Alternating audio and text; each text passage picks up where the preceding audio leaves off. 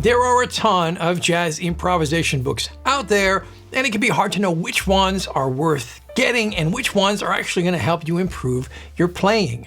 I've gone through most of the books out there, and some of them are really good, and some others, while they are very popular, may not be helping people all that much. So today I'm going to do a rundown of some of the most popular jazz improvisation books out there and let you know which ones I think are worth getting and which ones you could probably skip. Metcalf here from BetterSax.com, and before we begin, I want to let you know that while this video is not sponsored in any way, the content we produce here on the YouTube channel is made possible by the people who purchase the many fantastic courses we have for sale over at BetterSax.com. So a very special thank you to all of our members for helping to make this free content available to everyone.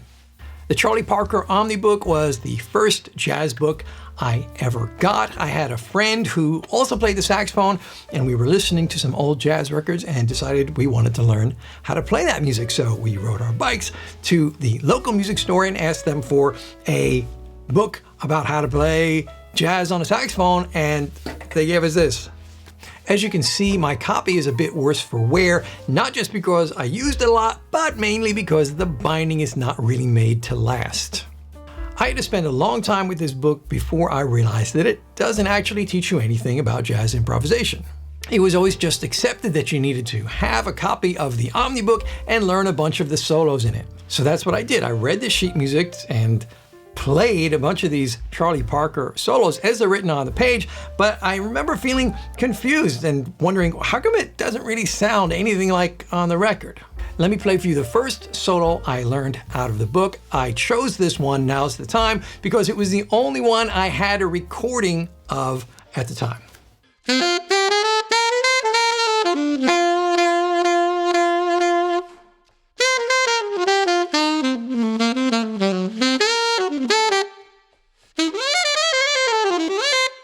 Now, as you can see, I played that from memory. If you were to do that, if you were to just learn one chorus of blues as Charlie Parker played it by ear, you would get more value out of that exercise than by reading every single solo in this book. My problem with this book is that I never read the introduction that was written by Jamie Aebersold. He basically says the best way to learn jazz is to listen to it and learn the solos by ear yourself. So while it's nice to have this reference of all the solos written out, you can't really learn all that much from reading jazz solos off of sheet music. If you want to get any meaningful benefit out of studying Charlie Parker, you have to listen to the records and transcribe the solos yourself. So I would say skip the Omni book and instead invest in some Charlie Parker recordings and a pencil. How to Improvise by Hal Crook. This book was recommended to me by my teacher while I was studying abroad in Birmingham in the UK at the Birmingham Conservatory, which they perplexingly call the Birmingham Conservatoire. Anyway, Chris Gumbly, who was the saxophone teacher there at the time, recommended I purchase two books, one of which was this one, and it turns out it's probably my favorite book on jazz improvisation.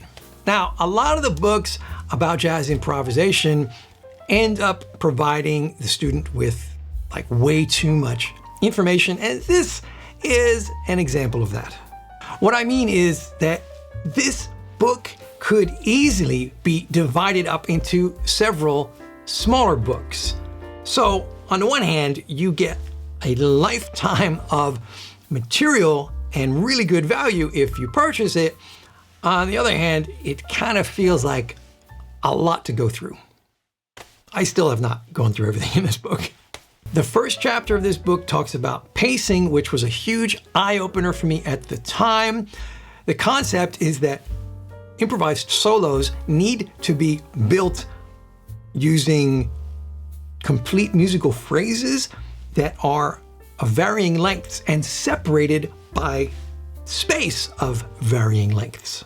If we don't consciously think of organizing our improvisations in this way and practice this technique, we're likely going to end up playing solos that are just spewing out endless, constant streams of notes that don't sound very good. Here's one of the written out examples from the book demonstrating this concept in action.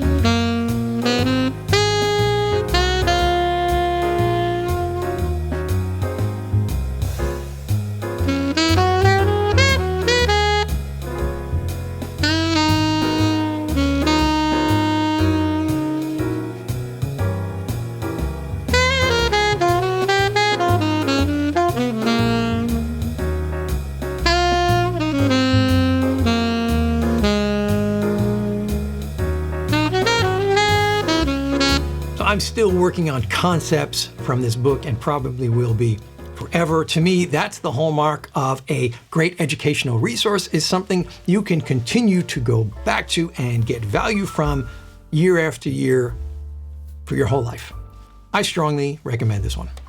The other book I picked up while studying in the UK was Patterns for Jazz by Jerry Coker, Jimmy Casale, Gary Campbell, and Jerry Green. Look, see, I paid £21.95 back in 1996, which was pretty expensive at the time. Looking at Amazon.co.uk, this book sells for only $17.45 now. I'm feeling a little bit ripped off here. Anyway, my teacher at the time circled a few of the patterns in this book that he thought would be good for me to learn. I worked through it a little bit, but I never got really into this book. I found it a bit boring playing through these patterns up and down, but one thing I do really like about this book is that it doesn't write out each pattern in all 12 keys like a lot of books do. It writes out the pattern in one or a few keys and then expects the student to do the transposition on their own. Another thing I really like about this book is it encourages students to take patterns through all 12 keys, but in different orders. So one time you might do it around the cycle of fourths, and then the cycle of fifths, or up chromatically, down chromatically in minor thirds. You get the idea. Years later, after having transcribed many solos from recordings, I realized that the patterns he had circled in this book were ones that you're going to hear all the time in improvised solos on recordings. Let me play a couple that were circled.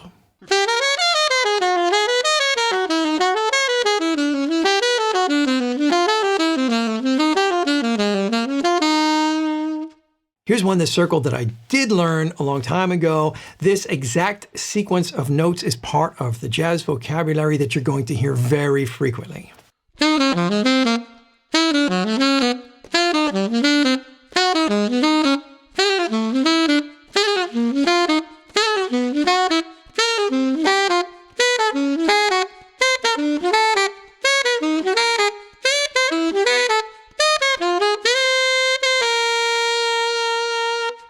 So while I do think this book has a lot of value to it, once again, I think there's too much information in it. I prefer a book to be more concise and give the student really just what's necessary. I get the impression that some books have a lot of extra information in it just so that they are thicker, so that the publisher can justify a higher price. One of the problems with too much information is that the student gets a book like this and thinks, oh, I need to learn all of it. When in reality, maybe you only need to learn 10 or 20 pages out of this, and the rest of the book ends up being just a big time suck. The great alto saxophonist and educator Jim Snedero put out a series of etude books called Jazz Conception. They are collections of etudes of varying difficulties set over common chord progressions in jazz standards. What makes this series of books so good is that the etudes are composed with the idea of teaching students the language of jazz and the style of the music. There's a big emphasis on the recordings that come with the book that are always made by an all-star lineup of jazz musicians, so you're getting the best of both worlds here. In the intro, it says, this book is not meant to be a replacement for transcribing and listening. It is meant as an introduction and supplement. So when you're playing through a book of etudes like this, the tricky part is not so much getting the right notes and the rhythms. The hard part is getting those notes to sound stylistically the way they should. Anyone who skips over the whole listening and transcribing part of the process is doing themselves a huge disservice and is basically never going to be able to sound quite right. And I already know what those people are commenting below. They're going to say something like, yeah, but if we all learn to play like the past masters, then we're all going to sound the same, and I don't want to sound like that. And I say, good luck with that. It is nearly impossible to sound exactly like someone else on your instrument. We all end up sounding like ourselves in the end, so stop making excuses and go do the work. Let me play for you a snippet from this one, Jazz Conception Volume 1. It's an etude written over the chord changes to Autumn Leaves.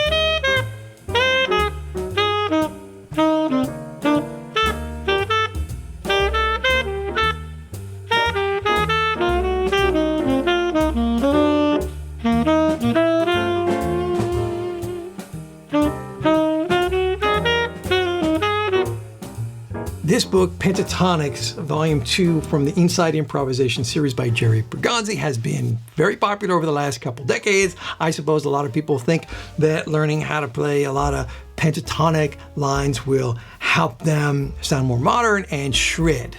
That's not really the point of the book, but it can help you with both of those things if that's what you're looking for.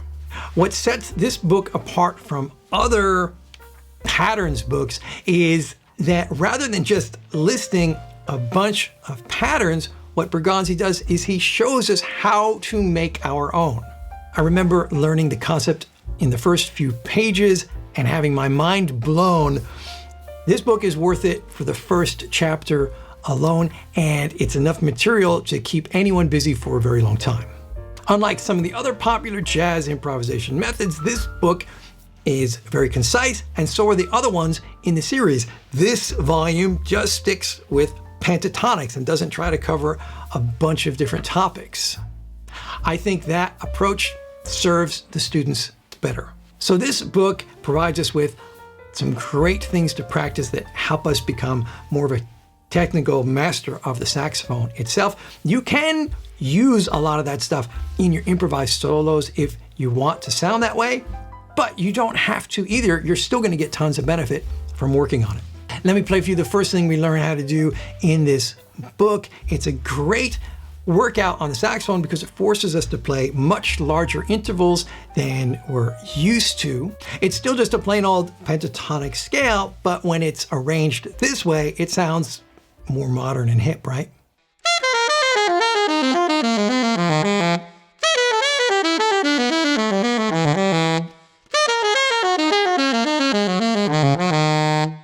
The Jazz Musician's Guide to Creative Practicing. This is the most recently published book in our list, and it's by a great pianist and educator, David Berkman, with whom I had the opportunity to study with a little bit while I was at Queens College in New York.